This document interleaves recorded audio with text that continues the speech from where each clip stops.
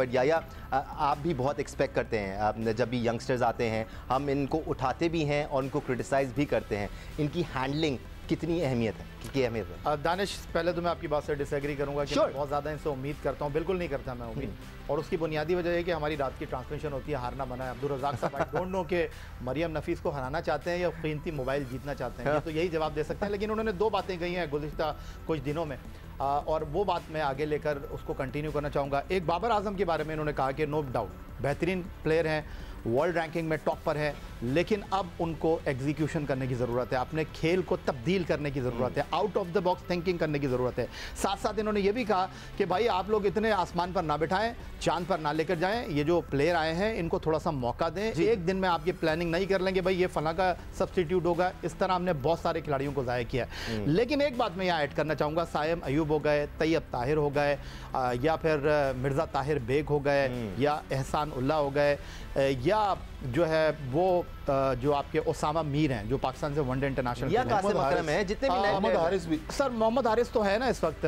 लेकिन मैं ये कहना चाह रहा हूँ कि आपको इतनी जल्दी इनके साथ अभी करना नहीं चाहिए। लेकिन एक चीज़ ये है कि हमारे पड़ोसी मुल्क भारत ने एक पूल ऑफ प्लेयर बनाया, आपको 30 खिलाड़ियों के नामों का ऐलान कर देना चाहिए। और आपको जो है कुछ सीरीज़ में, क्योंकि ये साल आपका T20 क्रिकेट का नहीं है, ये साल आपका वनडे क्रिकेट का है, तो जो T20 के मैचेस हैं आपको इन खिलाड़ियों को मौका देने की ज़रूरत है, आपको ये करने की ज़रूरत है, क्योंकि अगले वर्ल्ड कप में बहुत सारे खिलाड़ी आपके पास नहीं होंगे। एक चीज़ और मैं मेंशन करना चाहूँगा, जो हमारे बड़े प्लेयर यहाँ पर खेल रहे हैं, खासतौर पर इस्लामाबाद यूनाइटेड के कप्तान शादाब खान, उनको देखकर मैं बड़ा हैरान हुआ कि वो अबरार अहमद को पावर प्ले में गेंद करने के लिए लेकर आ रहे हैं, अबरार अहमद को वो क्रूशल टाइम पे बॉल करने के लिए लेकर आ रहे हैं और वो खुद को बचा रहे हैं। तो मैं चाहूँगा अब्दुल रज़ाक साहब से इस तमाम सूरत हाल पर रोशनी अगर वो डालना चाहें। ठीक है रज़ाक, हम आपसे इस बारे में ज़रूर बात करेंगे। अब senior sports journalist Alia Rashid में ज्वाइन कर चुके हैं। आलिया, ये डिस्कशन इसलिए भी इम्पोर्टेंट है कि हम नए प्लेयर से, नए आने वाले प्लेयर से ज़्यादा एक्सपेक्टेशन रखें। किसी भी एक टीम में 1-2 बड़े प्लेयर तो होते हैं, लेकिन ऐसा भी नहीं होना चाहिए कि पेशावर ज़ल्मी के लिए बाबर खेलेंगे तो पेशावर ज़ल्मी जीतेगा,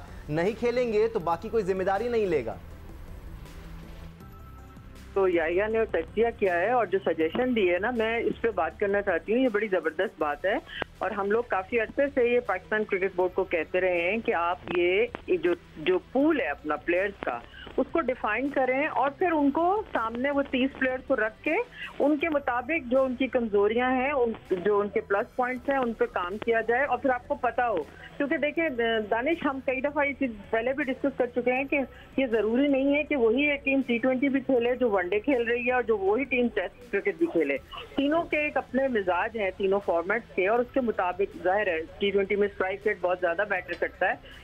तो लेकिन एट द सेम टाइम ये जो जितने यंग पावर्स आई हैं, जैसे पेशावर ज़ल्मी का आपने सवाल किया, देखिए मेरा ख्याल है कि हारिस हैं, जैसे हारिस, मोहम्मद हारिस को, उनके पास शॉट्स हैं, उनके पास जज्बा है, जिगरा है, लेकिन उनको ये बताना कि कौन सा शॉट कहाँ खेला जाना चाहिए और फौरी तौर पर रैश ना हो जाए, यही ग्रूमिंग है जो आपके सीनियर्स करते हैं या आपके कोचेस करते हैं। उसके साथ साथ तैयब ताहिर ने बहुत इम्प्रेस किया है। उसकी सबसे बड़ी बात यह है कि देखिए जो वो नॉर्मल शॉट्स खेल रहे हैं, जो अनऑर्थोडॉक्स शॉट्स खेल रहे हैं, वो इतने कॉन्फिडेंस से खेल रहे हैं, ये जब तक किसी को उबूर हासिल ना हो वो इस तरह नहीं रिस्क लेता। लेकिन ये फर्स्ट क्लास क्रिकेट का जो फायदा है, जो पीछे एक होमवर्क आपका मिलता है, जो आपको ट्रेनिंग मिलती है, ये इसलिए फर्स्ट क्लास क्रिकेट जो है बहुत ज़रूरी होती है।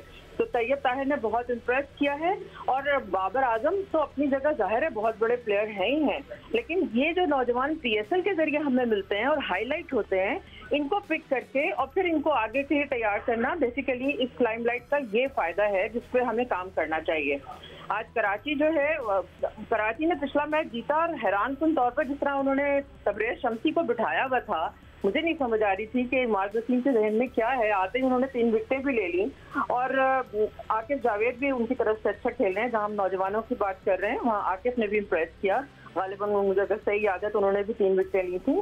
तो कहने का मकसद ये है कि ये जीत जो है उसमें कराची के कैंप में एक फ्रेशनेस जरूर पैदा की होगी, एक कॉन्फिडेंस दोबारा आया होगा और आई एम श्योर कि आज का मैच भी दोनों टीमें गेम खेलेंगी। ठीक है, आलिया इज होपफुल कि आज भी तगड़ा मैच होने वाला है। यासिर शाह हमारे साथ मौजूद। यासिर, एक अच्छी बात यह है कि अब जो करंट लॉट आ रहा है ना, उसको आप कि कोई भी फॉर्मेट खिला सकते हैं, आप T20 भी खिला सकते हैं, वनडे भी खिला सकते हैं, टेस्ट भी खिला सकते हैं। तो ऐसे ही प्लेयर्स हमें चाहिए जो टेक्निकली प्रॉपर क्रिकेट खेलते हों। ये पहला प्री रिक्विजिट होना चाहिए पाकिस्तान की नेशनल टीम में सिलेक्शन के लिए। ये कि अगर आप देखें तो बहुत अच्छे प्लेयर्स आ रहे हैं, जिस तरह सैम अयूब है, जिस तरह ताहिर ने परफॉर्म किया, जिस तरह अब्दुल्ला शफीक ने T20 में जिस तरह परफॉर्म किया, पहले मैच नहीं खेले थे। इस तरह आकिफ जावेद है जो फास्ट बॉलर है, अभी हसीबुल्ला है पेशावर ज़ल्मी के साथ अभी खेला नहीं है, वो भी अच्छा प्लेयर है। बंगल्स आई हैं जो बलूचिस्तान के प्लेयर्स है, वो अच्छा मतलब अभी उसने पिछले दो मैच में परफॉर्मेंस से नहीं हुआ, लेकिन उसने डोमेस्टिक में बहुत अच्छी परफॉर्मेंस दी है। तो ये कि ये प्लेयर्स आ रहे हैं और ये पाकिस्तान के लिए अच्छी बात है, क्योंकि ये अभी शोर है टीवी पे शोर, क्योंकि डोमेस्टिक में तो परफॉर्म कर रहे थे, लेकिन इतने बड़ी इवेंट पे परफॉर्म करने बहुत ज़बरदस्त बात। वाकई में जब इतने बड़े प्लेटफॉर्म पर परफॉर्म करते हैं तो आपको एक्सपीरियंस भी मिलता है। थोड़ा सा स्पेसिफाई करते हैं अपने डिस्कशन को। बड़ी साहब आज के मैच पर आ जाते हैं। पेशावर ज़ल्मी का कुछ, लेकिन उससे पहले रज़ाक से जो मैंने सवाल किया। सर आ जाइए। 3 बातें हैं। अच्छा याद था मुझे, मैं निकल गया था। क्योंकि अच्छी बात है कि याहिर भाई इसको ज़रा ब्रेकिंग न्यूज़ बना के ना प्रेजेंट करते हैं। सही है, अच्छी बात। 3 बातें हैं हर प्लेयर के बारे में कि सिचुएशन देखनी चाहिए जी।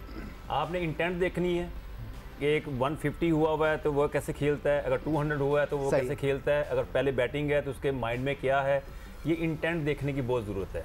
फिर जाके आप प्लेयर को आप रैंकिंग दिया करें, रेटिंग किया करें। और दूसरी बात ये है कि यहाँ पे तो जितने प्लेयर अभी PSL से आ रहे हैं, यहाँ चेयरमैन को स्टेबल नहीं। चेयरमैन कभी कोई आ जाता है, वो आता है तो पिछले लड़कों को निकाल देता है, वो आता है तो अब ये नजम सेठी साहब आए हैं, बहुत अच्छा काम कर रहे हैं।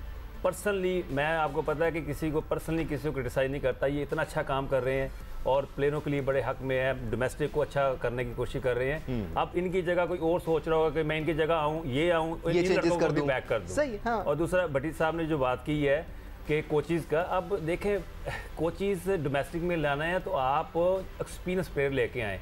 70 साल 80 साल के बाबों को मत लेके आए, जिनको चलना नहीं आता, जिनको सिर्फ इंग्लिश बोल नहीं आती है, तो आप उनसे कहते हैं कि इन बच्चों को ग्रूम करें, कैसे करेंगे मुझे बताएं। इन 3 चीज़ों को जो है ना आपको डिफाइन करना पड़ेगा, फिर जाके क्रिकेट ठीक होगी। याया भाई आगे जवाब। जवाब आ गया और उन्होंने बड़ी ब्रेकिंग न्यूज़ भी दे दी इसके अंदर।